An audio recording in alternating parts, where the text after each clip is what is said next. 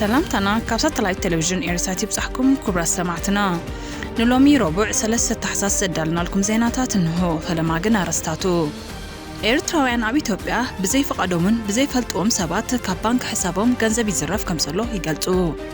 ወታደራዊ መንግስቲ ሱዳን ምስ ሩስያ ኣብ ሓድሽ ስምምዕ ባሕሪ ንምብጻሕ ይዘራረብ። ምክትል መራሒ ክፍለ ሰራዊት ሱዳን ብሓይልታት ቁጥፍ ደገፍ ከም ዝተቐትለ ተገሊጹ። ሶማላውያን ስደተኛታት ኣብ ኣሜሪካ ክህልው ከም ዘይደሊ ፕሬዚደንት ዶናልድ ትራምፕ ገሊጹ። ኣሜሪካ ኣብ ዝርዝር እገዳ መገሻ ካብ ዘእተወተን ሃገራት ዝመጹ ሓደስቲ ኣመልከት ዕቑባ ምቕባል ደው ኣቢላ። ኣብ ኢትዮጵያ ኣብ ዝርከባ ባንክታት ንኤርትራውያን ሓዊሱ ቁጽሪ ብዘይ ፈቃዶምን ብዘይ ፈልጥዎም ሰባት ካብ ባንክ ሕሳቦም ገንዘቦም ይዝረፍ ሰባት እናወሰኸ ይኸይድ ከም ዘሎ ገለ ዓማዊል ሃገራዊ ባንክ ንግዲ ኢትዮጵያ ሓቢሮም። እቶም ዓማዊል በዘይ ኣፍልጦም ሕሳቦም ይጎድል ከም ዘሎን ብዙሓት ካብኦም ድማ ፍታሕ ከም ዘይረኽቡን በቲ ተግባር ተስፋ ቆሪጾም ከም ዘለውን ይገልጹ። ብፍላይ ካብ ወርሒ ሰነ ክሳብ ወርሒ ሕዳር 2025 ኣብ ዝነበረ እዋን ብርክት ዝበሉ ኤርትራውያን ዝርከብዎም ተገልገልቲ ገንዘቦም ከም ዝተዘርፉ ርእይቶኦም ንኤርሳት ዘካፈሉ ተጠቀምቲ ባንክ ኣብሪሆም። ሓደ ግዳይ ናይቲ ፍጻመ ንመሰረት ሚድያ ኣብ ዝሃቦ ሓበሬታ ድማ ዋላ እኳ ናብተን ባንክታት እንተጠራዕኩ እኹል ሓገዝ ኣይረኸብኩን፣ ፖሊስ እውን እዚ ጉዳይ ከም ዘይምልከቶ ሓቢሩኒ። ሕሳብ ባንክ ናይቲ ጥርጡር ክዕፁ ናብ ቤት ፍርዲ እንተኸድኩ ኸኣ ብመሰረት ሓድሽ ስርዓት ካብቲ ገንዘብ 900 ክኸፍልን ኣብ ርእሲኡ ድማ ናብ ቤት ፍርዲ ክመላለስን ስለዝኾንኩ ተዘሪፈ ኮፍ ክብል ተገዲደ ይብል። ገለ ዓማዊል እቲ ምትላል ምስ ሰራሕተኛታት እቲ ባንክ ብምትሕባር ዝፍጸም ዘሎ ከይከውን እዮም ዝሰግኡ። ገሊኦም ድማ ዓማዊል ኣብ ኣገልግሎት ኤቲኤም ናይ ይሕለፍ ቃሎም ክጥቀሙ ከለዉ ዝርእይዎም ሰረቕቲ ከም ዝሰርቅዎም ጠርጣሪኦም የካፍሉ። ብተወሳኺ ሓበሬታ ካርድ ዝቐድሕ መሳርሒታት ብምትካል ፒን ቁጽሪ ዓሚል ዝሰርቁ ሰረቕቲ ከም ዘለውን ይጠቕሱ። ዓሚል ኣገልግሎት ኤቲኤም ኣብ ዝጥቀመሉ እዋን ተወሳኺ ጥንቃቐ ክገብሩ ክኢላታት ፋይናንስ ይመኽሩ።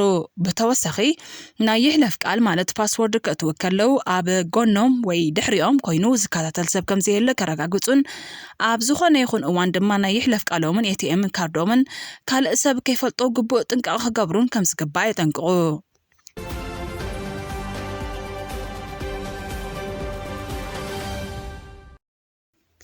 ወታደራዊ መንግስቲ ሱዳን ሩስያ ኣብ ገማግም ቀይሕ ባሕሪ መደበር ሎጂስቲክስ ሓይሊ ባሕሪ ክትሃንጽ ዝኽእል ስምምዕ ንምፍጻም ይዘራረብ ከም ዘሎ ምግላጹ ዘ ዎል ስትሪት ጆርናል ዝዘርግሖ ጸብጻብ ኣመልኪቱ።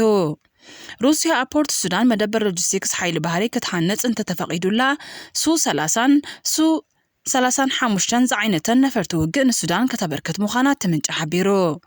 ሩስያ ንሓያሉ ዓመታት ኣብ ፖርት ሱዳን መደበር ሎጂስቲክስ ሓይሊ ባሕሪ ንምህናጽ ፍቓድ ተሓትት እኳ እንተነበረት ወታደራዊ መንግስቲ ሱዳን ግን ብሰንኪ ኣብቲ ሃገር ዝካየድ ዘሎ ኩናት ነቲ ክልተኣዊ ዝርርብ ንዘይተወሰነ እዋን ኣሰጋጊርዎ ይጸኒሑ።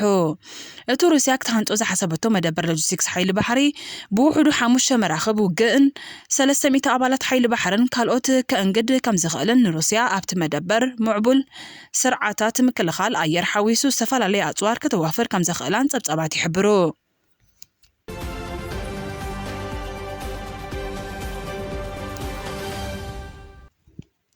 ኣብ ምዕራብ ኮርዶፋን ከተማ ባባኑሳ ሓይልታት ቁልጥፍ ደገፍ ዝፈጸምዎ ደባይ መጥቃዕቲ ምክትል ኣዛዚ ክፍለ ሰራዊት 22 ኣጋር ሰራዊት ሱዳንን ሓላፊ ብርጌድ መዳፍዕ መበል 170 ከም ዝተቐትሉ ንወታደራዊ ምንጭታት ብምጥቃስ ሱዳን ትሪቢን ብክልተ ታሕሳስ ሓቢሩ። ሜጀር ጀነራል ዓብደል ማጅድ አልሓጅን ስሙ ዘይተገልጸ ካልእ ብርጋዴር ጀነራልን ካብ መጥቃዕቲ ከተማ ባባኑሳ የንሰሓቡ ኣብ ዝነበሩሉ ግዜ ብዝበጽሖም መጥቃዕቲዮም ተቐቲሎም። ሓይልታት ቁልጥፍ ደገፍ ድሕሪ ናይ መዓልታት ከቢድ ውግእ ንዋና ቤት ጽሕፈት ክፍለ ሰራዊት 22 ከም ዝወረሮ ብሓደ ታሕሳስ ገሊጹ ነይሩ። ኣፈኛ ሰራዊት ሱዳን ኣብ ዝሃቦ መግለጺ እቲ ብሓይልታት ቁልጥፍ ደገፍ ተኣዊጁ ዝተባሃለ ሓደ ወገናዊ ዝኾነ ተኽሲ ደው ናይ ምባል ስጉምቲ ከም ዝተጣሕሰ ከሲሱ። ብቐደሙ እውን ነቲ ካብ ኢማራት ዝውሕዞ ዘሎ ኣጽዋር ሸፈነ ንምግባር ዝዓለመ ፕሮፓጋንዳዊ ሃልክ እምበር ሓቀኛ ውሳኔ ኣይነበረን ኢሉ። ሓደ ወገናዊ ምቁራጽ ተኽሲ ተገይሩ ይበሃለሉ ኣብ ዝነበረ ግዜ እውን እንተኾነ ከተማ ባባኑሳ ኣብ ቀጻሊ ድብደባ ሰብ ኣልቦ ነፈርቲ ከም ዝነበረት ከዓ ቃሊዑ።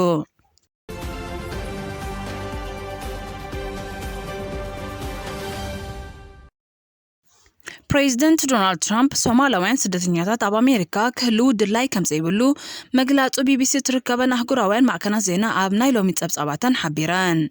ትራምፕ ብሰሉስ ድሕሪ ዝተኻየደ ኣኼባ ካቢነ ሚኒስተራት ንጋዜጠኛታት ኣብ ዝሃቦ መግለጺ ሶማላውያን ስደተኛታት ንኣሜሪካ ዋላ ሓንቲ ኣበርክቶ ስለ ዘይብሎም ናብ ሃገሮም ክምለሱ ኣለዎም ምባሉ ሓያል ነቕፌታ ኣስዒቡሉ ኣሎ። ሶማል ብገለ ምኽንያት ኣብ ጽቡቕ ኩነታት ዘየላ ክነሳ ዜጋታታ ነንሓድሕዶም ዝቀታተሉላን ስርዓት ዘይብላን ሃገር ምዃና ዝጠቐሰ እቲ ፕሬዚደንት ጓሓፍ ኣብ ሃገርና ምእካብ እንተቐፂልና ኣሜሪካ ናብ ጌጋ መገዲ ክትከይድ ኢሉ ነታ ንሰልፊ ዴሞክራሲ ወኪላ ንፈለማ እዋን ኣባል ኮንግረስ ዝኾነ ሶማላዊት ኣሜሪካዊት ኢልሃን ዑመር ኩሉ ግዜ ከም ዝከታተላ ዝሓበረ ትራምፕ ንሳ ንኩሉ ሰብ እያ ትጸልእ ዓቕሚ ዘይብላ ሰብ ኮይናያ ድማ ትስማዓኒ ክብል ነቒፍዋ። ኢልሃን ብወገና ኣብ ማሕበራዊ መራኸቢታት ኣብ ዘርግሓቶ ጽሑፍ ትራምፕ ኣብ ልዕለይ ዘለዎ ክቱር ግዳሰ ቅፍፍ ዘብል እዩ ድሕሪ ምባል እቲ እምብዛ ዘድልዮ ዘሎ ክንክን ክረክብ ተስፋ ገብር ኢላ። ወላ እኳ ሰብ መዚ ኢሚግሬሽን ኣብታ ሶማላውያን ብብዝሒ ዝርከቡላ ሚኒሶታ ስጉምቲ ክወስዱ ኣብ ምድላው እንተሃለው ሰበስልጣን እታ ግዝኣት ግና ነቲ ውጥን ኮኒኖም ኣለዉ። እቲ ውጥን ካብታ ምብራቅ ኣፍሪቃዊት ሃገር ዝመፁ እሞ ኣሜሪካዊ ዜግነትን ዘለዎም ሰባት ብዘይፍትሓዊ መገዲ ከኣሊ ከም ዝኽእል ድማ ይምግቱ። እተን ማንታ ከተማታት ተባሂለን ዝፍለጣ ሚኒያፖሊስን ሴንት ፓውልን ብደረጃ ዓለም ኮነ ኣሜሪካ ሶማላውያን ብብዝሒ ዝነብሩለን ከተማታት ምዃነን ይንገር። ኣብተን ከተማታት ኣስታት 80,000 ሶማላዊ መበቆል ዘለዎም ሰባት ከም ዝነብሩን መብዛሕትኦም ድማ ዜጋታት ኣሜሪካ ከም ዝኾኑን ይግለጽ። በዓል መዚ ኢሚግሬሽን ጉምሩክን ኣሜሪካ ኣብ ከተማታት ሚኒያፖሊስን ሴንት ፓውልን ንዝርከቡ ሰነድ ዘይብሎም ሶማላውያን ስደተኛታት ኢላማ ክገብር ብምሕዳር ትራምፕ መምርሒ ከም ዝተዋህቦ ነቲ ውጥን ዝፈልጥ ሓደ ሰብ ንሲቢኤስ ኒውስ ሓቢሩ። እቲ ስርሒት ኣብዚ ሰሙን ኣብ ዝጅምረሉ እዋን ከዓ ኣማይት ሰባት ኢላማ ክኾኑ ትፅቢት ከም ዝግበር እቲ በዓል ስልጣን ገሊጹ። ኣብ ዝሓለፈ ሰሙን ሓደ ኣፍጋናዊ ብዝተኮሶ ጥይት ክልተ ኣባላት ሃገራዊ ሓለዋ ድሕሪ ምህራሞም በዓል መዚ ኢሚግሬሽንን ጉምሩክን ኣሜሪካ ስጉምቲ ሙሳድ ኣሓይሉሎ።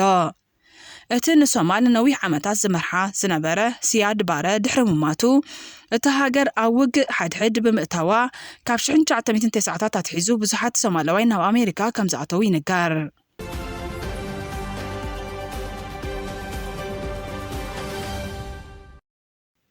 ምምሕዳር ትራምፕ ኣብ መጀመርያ ናይዚ ዓመት ዜጋታተን ናብ ኣሜሪካ ከይኣትዉ ካብ ዝገደበን 19 ሃገራት ዝመፁ ስደተኛታት ዘቕረብዎ ሕቶታት ዕቑባ ምቕባል ደው ከም ዘበለ ኒውዮርክ ታይምስ ብ2 ታሕሳስ ሓቢሩ። እቲ ዝወፀ መምርሒ ነቲ ንብዙሕ ህዝቢ ዝወሃብ ዝነበረ ግሪን ካርድን ዜግነት ኣሜሪካን ደው ከም ዘበሎ ሰበስልጣን ኢሚግሬሽን እቲ ሃገር ገሊፆም።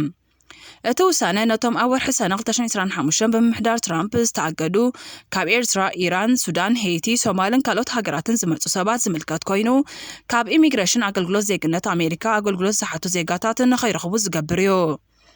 ነዚ ኣመልኪቱ ኣፈኛ ኣገልግሎት ዜግነትን ኢሚግሬሽንን ኣሜሪካ ማቲው ትራጀርሰር ክገልጽ ከሎ ዜግነት ምርካብ ሓለፋ እምበር መሰል ኣይኮነን ኢሉ። ጠበቃታት ኢሚግሬሽን ብወገኖም ንመሰል ዜግነት ዝምልከት ኣብ ቆፀራ ዝነበረ መስርሕ ቃለ መጠይቕ ከም ዝተሰረዘ ኣረጋጊፆም ብዘይ ዝኾነ መምርሒ ቆፀሮም ዝተቋረፆም ስደተኛታት ከዓ ብዙሕ ተሰናቢዶም ምህላዎም ይገልጹ። ኣብ ቴክሳስ እትርከብ ጠበቃ ኢሚግሬሽን ኣና ማርያ ሽዋርዝ ክልተ ካብ ዓማዊል ትካላ ዝኾኑ ደቂ ቬኔዙዋላ ኣብ ሂውስተን ኣብ ዝርከብ ቤት ጽሕፈት ኣገልግሎት ዜግነትን ኢሚግሬሽንን ምስ በጽሑ ቃለ መሕትቶም ብዘይ ዝኾነ ንጹር ምኽንያት ከም ዝተሰረዘ ከም ዝፈለጡ ገሊጻ።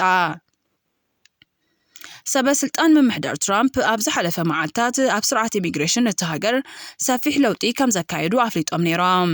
እዚ ሓድሽ ሕጊ ንልዕሊ 1.5 ኣብ ምጽባይ ሕቶ ዕቑባ ዝነበሩ ሰባት ከምኡውን ልዕሊ 50,000 ኣብ እዋን ምምሕዳር ባይደን ሓገዝ ዕቑባ ዝረኸቡ ሰባት ክጸልዎም ይኽእል እዩ ተባሂሉሎ። ክቡራት ተኸታተልትና ነዚ ሰዓት ዘዳለናልኩም ዜናታት ኣብ ዝንዛዝም ኣብ ቀጻሊ ብኻልእ ትሕሶ ክሳብ ንራኸብ ሰናይ ነይልኩም።